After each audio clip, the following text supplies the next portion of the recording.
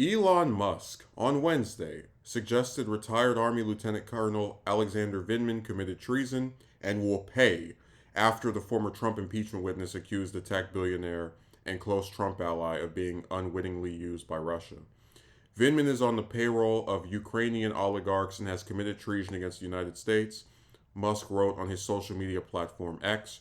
Responding to comments, Vindman made an interview about Musk's reported conversations with Russian President Vladimir Putin. Musk added that Vindman, who played a central role in the first impeachment of then President Trump, will pay the appropriate penalty. In a response on X, Vindman said Musk's comments were false and completely unfounded accusations. He maintained he has never taken money from Ukrainian oligarchs while pointing out he runs a nonprofit to aid in Ukraine's defense against Russia.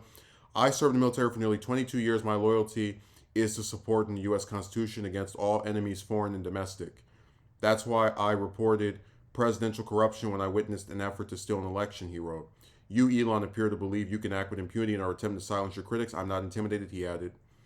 Musk remarks vowing a penalty come as Trump has drawn scrutiny over his repeated pledge to take revenge on his perceived enemies once back in the White House. The former president's flirtation on retribution has sparked concerns among critics, some of whom worry a second Trump term will lack some of the guardrails that existed in his first 4 years in the Oval Office. The tech billionaire went after Vindman, who worked as a Ukrainian expert in the National Security Council and later testified in Trump's 2019 impeachment hearings, after Vindman pointedly criticized Musk in the MSNBC interview circulated online.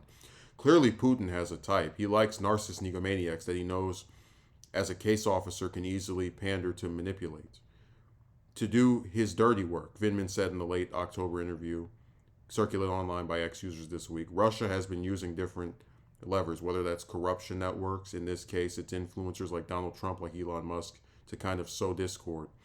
The Wall Street Journal reported last month that Musk has been in regular contact with Putin since late 2022.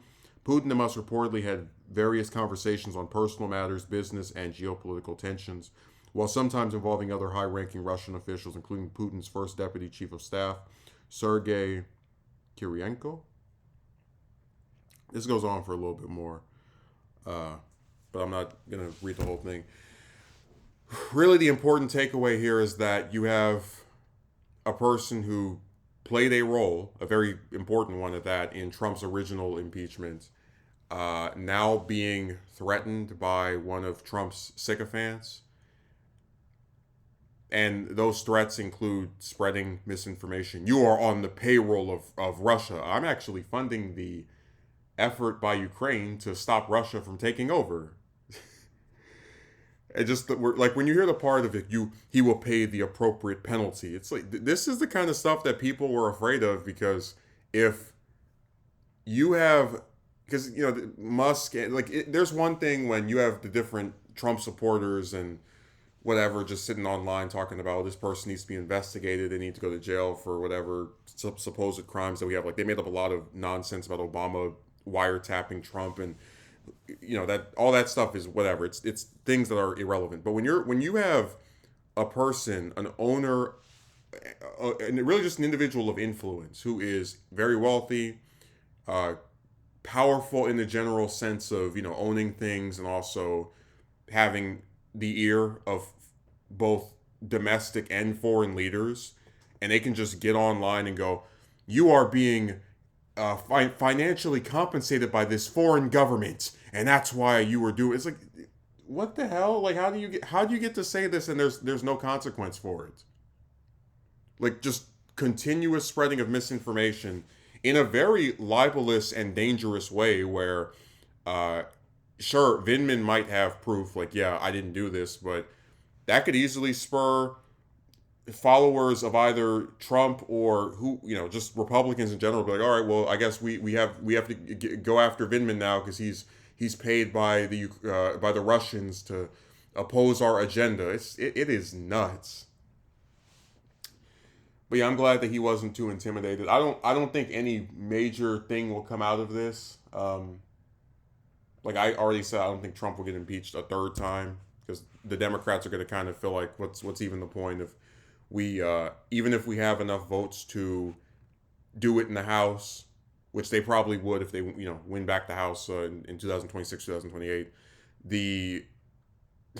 the, the Republicans would just block it in the Senate, so it wouldn't make a difference. It wouldn't be something that we could actually use to get rid of him.